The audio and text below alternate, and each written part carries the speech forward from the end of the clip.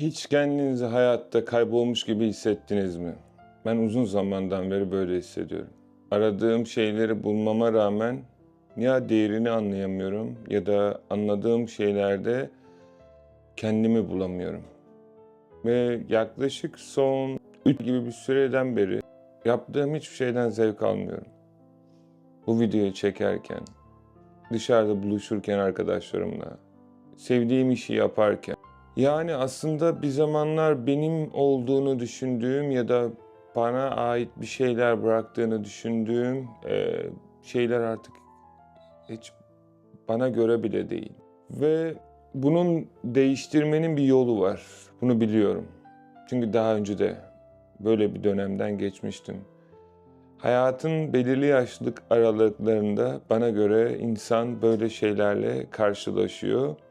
Ve bu durumlar gerçekten bazen insanın dönüşümünü sağlarken insana arka tarafta farklı duygular da getiriyor. Yani aslında hiç kendinize ait olmadığınızı hissettiğiniz bir dünyada yaşadığınızı hissettiniz mi? Halbuki bu zamana kadar aslında o dünya sizin de. Yattığınız yatak, yaşadığınız yer, olduğunuz ülke hiç size ait ya da sanki siz orada yokmuşsunuz gibi hissettiniz mi? İşte son 2-3 aydan beri benim içinde yaşadığım, ne yaparsam da yapayım, yerini dolduramadığım bir yerdeyim ve bir dönüşüm noktasındayım. Gençken olsaydım buna bir çöküş derdim. Şimdi ise dönüşüm diyorum. Çünkü çöküş olmadığını biliyorum. Yani 1-0 maça erkenden başlıyoruz. Yani önden başlıyoruz. Bu videoyu niye çekiyorum? Eğer siz de benim gibi hayatınızın böyle bir dönüm noktasındaysanız ben buradan nasıl çıkılacağını biliyorum. Ama şu an hiçbir şey yapmak istemiyorum. Oturmak, düşünmek dahi istemiyorum. Yani hayatın belirli bir dönemi oluyor ve gerçekten hiç zevk aldığınız bir şey bulamıyorsunuz hayatta. Ne kadar olumlama ya da güzel düşüncelere sahip olsanız da bir şeyler ifade etmiyor artık. En azından benim için. Herkesin kendi görüşü birbirine göre farklıdır. Ve açıkçası bu durum benim için biraz can sıkıcı olmaya başladı. Ben hayatım boyunca bir şeyleri üretmek ve bir şeyleri insanlığa sunmak için yaşadım. Çocukluğumdan 36 yaşıma kadar, yakında 37'ye giriyorum Ocak'ta. Ve doğum günüme gelecek bu sürede bu ruh haliyle olmak istemiyorum. Ve bunu artık bence bir buğran sürecinin, yani yaslar bile 40 gün tutulurken benimki 2-3 gibi bir süre oldu. Bunu aşmam gerektiğini şahsen düşünüyorum. Bu videoyu da sizlerle çekmemin amacı aslında bu dönüşümü bugün başlatmaya karar verdim. Ve 23 günlük bir dönem olacak. Nadas'tan hasata diyelim. Bu 23 günlük süreçte süper yeteneklerimi kullanacağım. Bugüne kadar kullanmak istememiştim. Ama görüyorum ki her şeyin bir zamanı var. Durgunluğunda, koşturmacanın da. Yıllar boyunca çalıştım. Kendi işimde, gerek başkalarının işinde. Yaptığım her şeyi sonuna kadar yaptım. Hiçbir şey denemek için yapmadım. Keza çok zarar gördüm.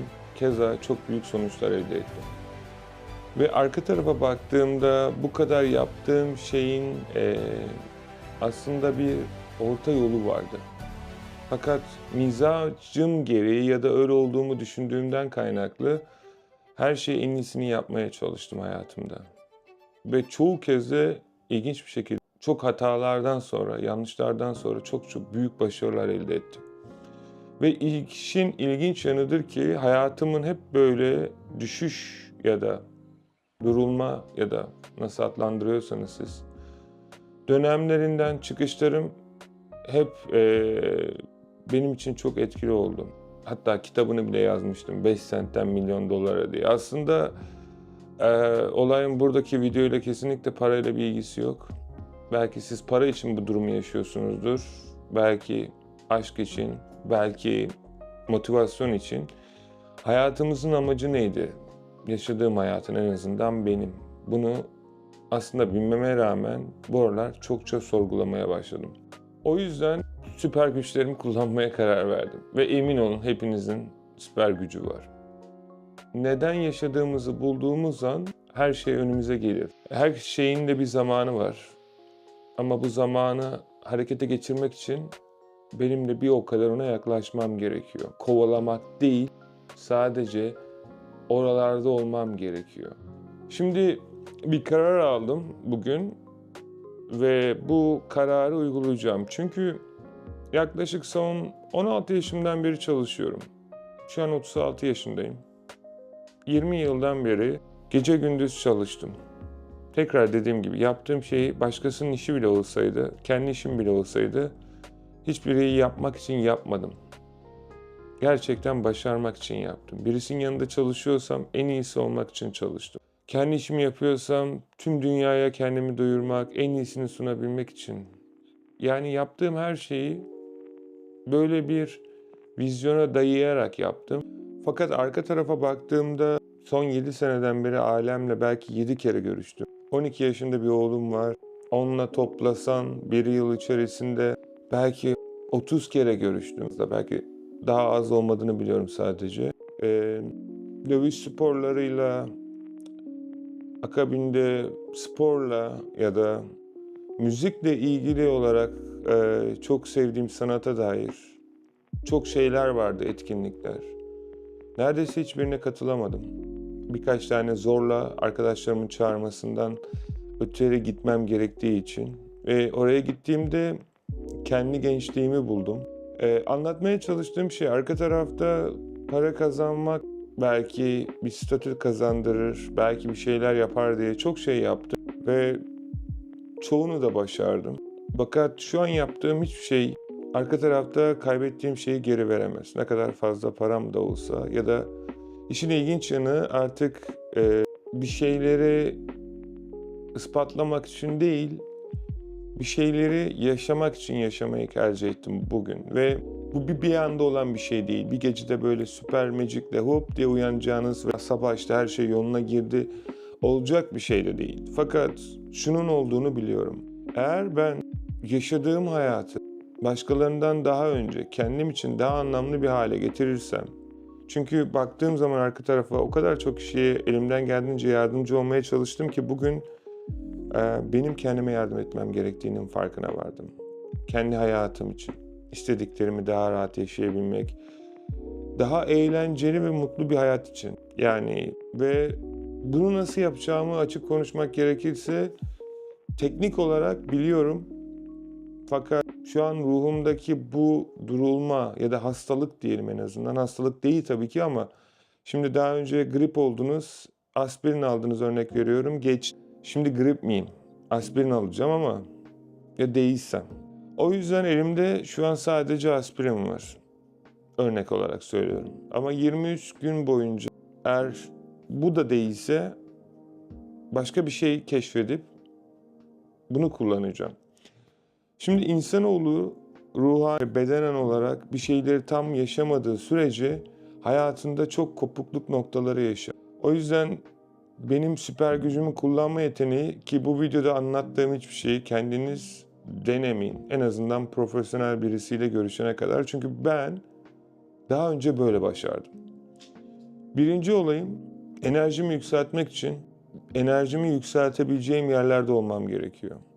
Bunlar genellikle Londra'da yaşıyorum. Her yerde güzel parklar var. Sabah yürüyüşlerine tekrar başlamam gerekiyor. Sabah 5.30-6 gibi güneşin doğuşunu izlemek gibi. Hayata bana yaşamak için anlam katacak büyük şeyler denemem gerekiyor. İşimden kaynaklı neredeyse yapmadığım e-ticaret modeli ya da başka bir iş modeli de kalmadı. Elbet var. Fakat o zamanlar bana ilgi çekici gelmiyordu. Şimdi bu zamanlarda neredeyse çoğu vaktimi bana daha çok bir şeyler katacak iş modellerine yönelik şeyler koyacağım. Ama bu sefer bir şeyleri işte şu kadar kazandım, bu kadar kazandım konseptinde değil de sadece arka tarafta benim sevdiğim ve oturarak saatlerimi geçirip de hiç yorulmadan hissedeceğim şeylere odaklanacağım. Açıkçası ne olduğunu henüz bilmiyorum. Araştırmaya başlamadım. O kadar bir şey yapmak istemiyorum çünkü. Ama tek bildiğim bir şey, şu an ne kadar yaptığım her neyse, yapmadığım şeyleri yapmam gerekiyor. Hissettiğim şeyi söylüyorum. Çünkü ruhum bana bunu söylüyor. Bunun anlamı değil ki eBay dükkanlarımı kapatacağım, Amazon dükkanlarımı kapatacağım, YouTube'da işte ya da eğitimlere katılanlara ya da danışma. Hayır, hepsini yapacağım. Çünkü bunları seviyorum. Şu an sevmediğim şey, içimdeki bana ait dönüşüm var. Ve bu dönüşüm yaptığım iş modellerinden, yaptığım yaşam hayat tarzına, diğer şeyleri istisnaden, hepimizin hayatında böyle şeyler oluyor çünkü. Bir şeyleri farklı yapabilmem için farklı enerjilerde olmam lazım. Ve çok şanslıyım bana göre. Bunu nasıl yapacağımı biliyorum. Kolay olduğunu söylemiyorum ama yapacağım şeyler bugüne kadar yapmadığım şeyler olacak. Onu çok iyi biliyorum. Ve içlerinden bir tanesi, belki bu 23 gün boyunca farklı şeyler deneyeceğim. Bir tanesi beni bambaşka bir akın yapacak. Şimdi işin ruhsal tarafı bir tarafta, enerjimi yükseltmek için bir şeyler yapmam gerekiyor.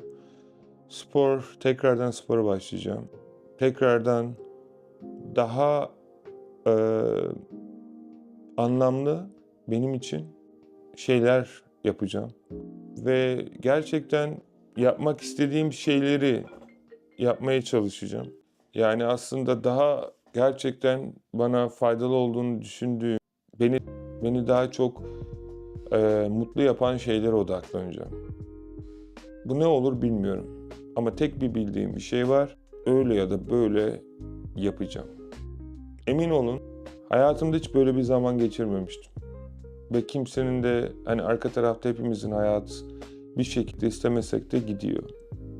Bazen işe gitmek istemeyebilirsiniz. Bazen çok farklı duygulara sahip olabilirsiniz. Ve bugün kendime bir söz veriyorum. Sizin de böyle yapmanızı tavsiye ederim. Çünkü 23 gün sonraki videoyu çektiğimdeki şu akına, bir de 23 gün sonraki akına bakın. Ruhumun enerjisini değiştirmeye niyet ediyorum. İyi ve faydalı olacak şekilde kendim ve sistem için. Şimdi gelelim işin psikolojik tarafından diğer tarafına.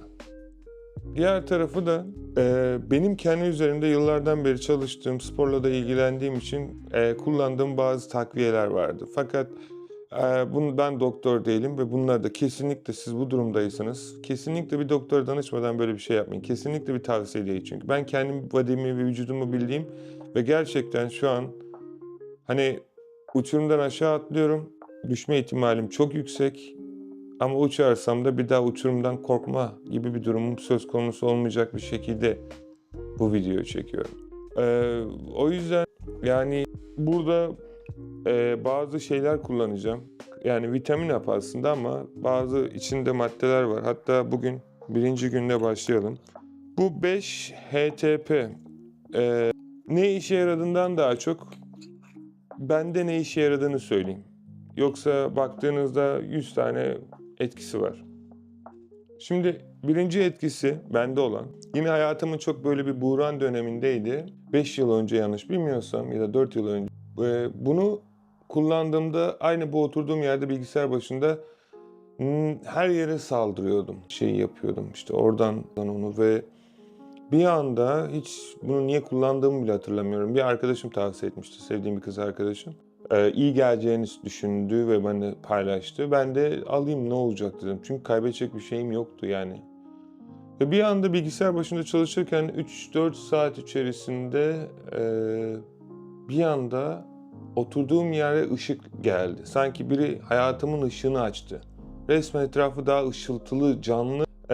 Sanki madde kullanmış olursunuz belki ama hani böyle bir anda her şey aydınlanır gibi. Hayata yeni bir şey geldi. Bir anda kafamın üstünde bulutlar varmış gibi hissettim ama o bulutların yukarısına çıktığımda direkt güneşle karşı karşıyaydım ve bir anda bir dizi vardı.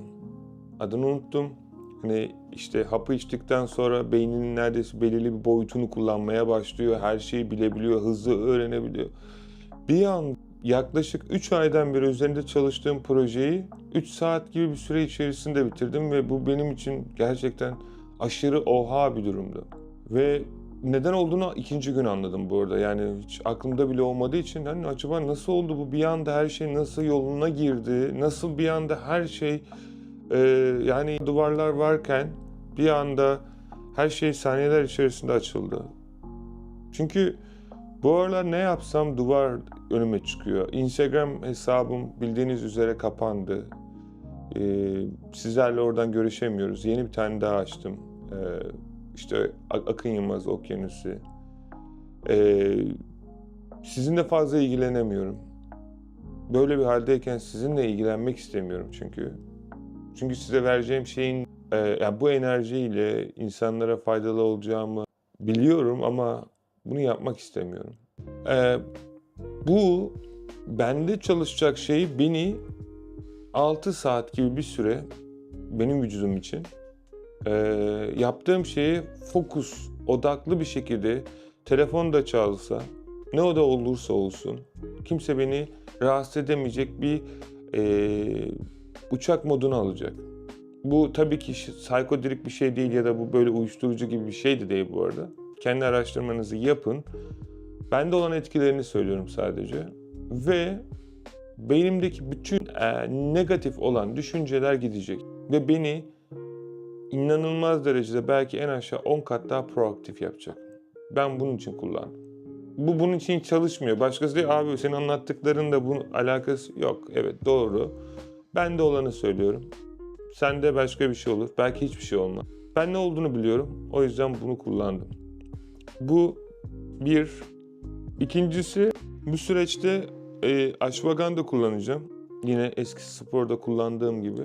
Eskiden ben ağır sporlar yaptığım için ağır kilolara girdiğim zamanlarda ashwagandha kullanıyordum. Akşamları uyuyamıyordum. Vücudum aşırı şoka giriyordu çünkü ve vücudum hep kendi kendine titremeye başlıyordu. Kaslardan kaynaklı.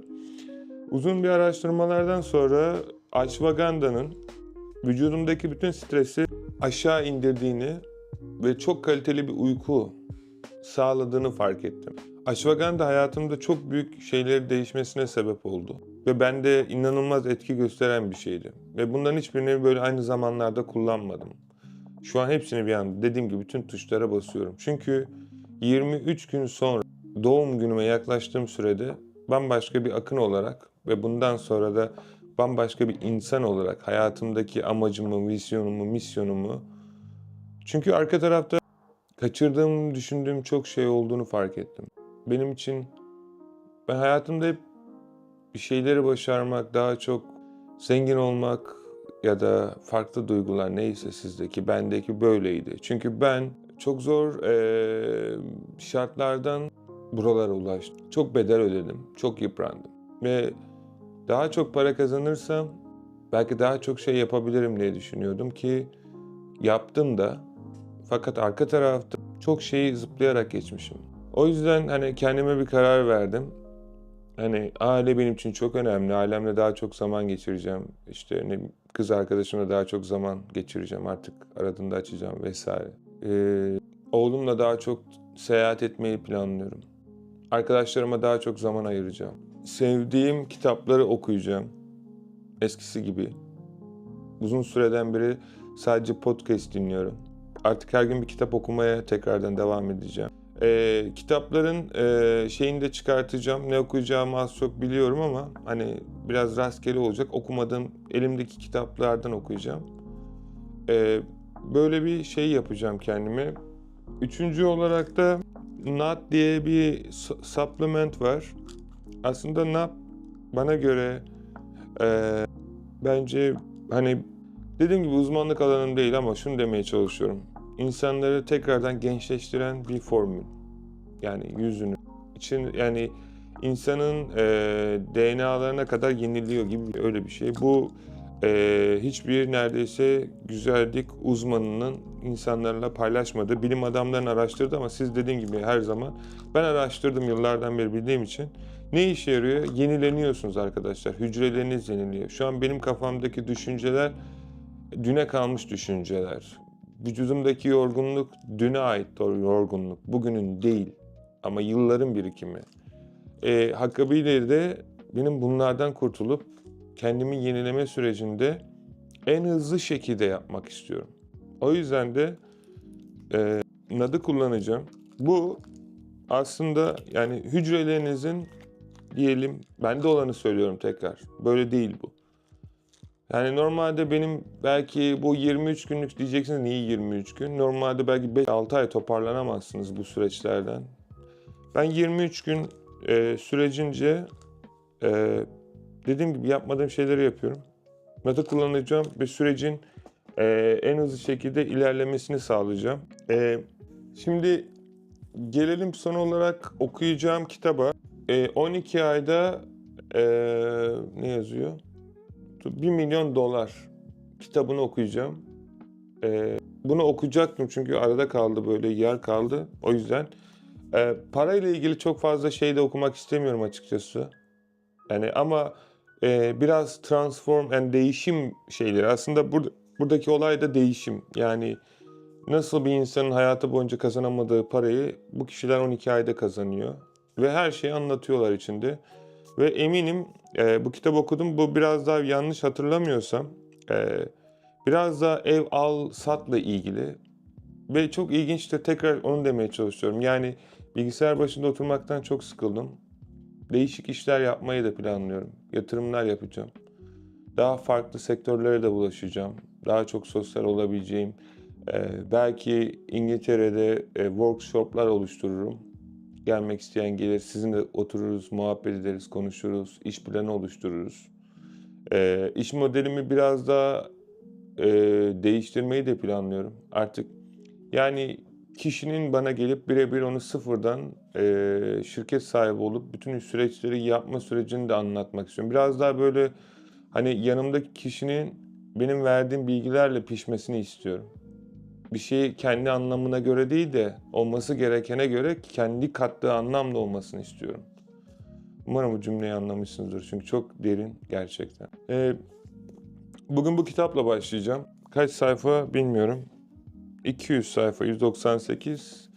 Bugün biter bu kitap. Bugün sadece bu kitabı okuyacağım. Ve bu videoyu çekeceğim.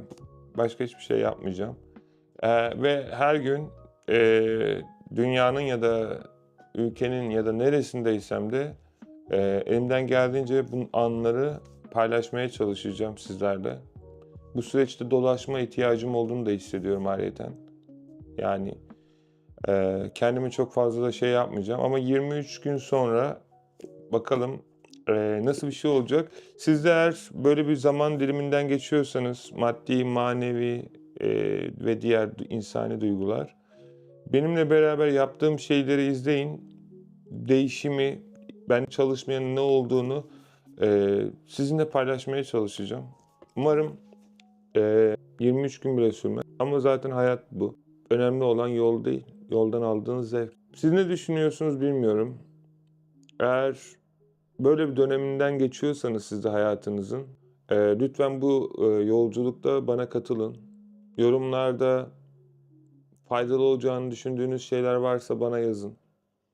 Ya da kendi düşünceniz varsa lütfen benimle paylaşın. Çünkü bu süreçte hiç olmadığım kadar hepinizin dostluğuna, arkadaşlığına ihtiyacım var. Ve bunu kesinlikle bir kötü, işte depresyon şey gibi de görmeyin. Ben görmüyorum çünkü. Sadece dönüşüm, bu dönüşümü hızlandırmak için bir akın tarzı, her şeyi çok hızlı yapmaya çalışan. Bu sefer hızlı değil, sadece anlamlı yapmaya çalışacağım. O yüzden de hiç yapmadığım şeyleri yapacağım. Yani yarın ne bileyim şu evi aldım, şu evi sattım, 1 milyon kazandım tarzı bir video gelirse ne alaka abi? Yani sen ticaret yapıyorsun, ev alma satma ne? Deneyeceğim arkadaşlar. Yapmadığım şeyleri deneyeceğim. Bir şeyleri öğrenmeye çalışacağım. Bilmediğim şeyleri daha çok. Bunun bana çok şey katacağını düşünüyorum. Yani yarın dediğim gibi farklı videolar gelebilir ve bu sadece bu seri için geçerli olacak. Peki bakalım, ben de heyecanla bekliyorum. Sizin düşüncelerinizi yorumda birbirinize saygılı olacak şekilde tabii ki paylaşmanızı çok isterim. Eee, Bu arada elimden geldiğince her şeyi transparan bir şekilde ne iş yaptım, ne kadar kazandım, ne kadar mutluluk kazandım, ne kadar anlamlı bir gün geçirdim gibi böyle bir haritada yapacağım. O haritada sizlere takip etmem lazım ki hangi günün bana ne kadar değer ve anlam kattığını öğrenebileyim. Ne kadar para kattığını, ne kadar maddiyat, maneviyat kattığını, neler kazandırdığını ve neleri yapmamam gerektiğini anlamam için de bir şey çıkartacağım. Bunu bilmiyorum sizinle paylaşır mıyım? Çünkü içerisinde özel insanlar da olacak. Elimden geldiğince ben paylaşmaya çalışacağım mantığını ama 0 ile 100 arası bir enerji metre gibi benim tasarladığım bir şey çıkarttım. Bu kimsenin bilmediği bir şey bu arada. Herkes biliyor da çoğu insan. Sadece ben kendimde uyguladığım yöntemi bilmez ki herkes. Ve enerjimi de ölçeceğim. Şu an bugüne Eee tabii enerji sıfır bir rakam değil ama ne eksideyim ne artıdayım. O yüzden sıfır koyuyorum. Hani nötrüm kendime karşı, hayata karşı. Bakalım ne olacak? Dediğim gibi sizi bu seride desteklerinizi görmeyi çok isteyeceğim. Öyle de böyle iyi ki varsınız. Sizi çok seviyorum. Yarın görüşmek dileğiyle.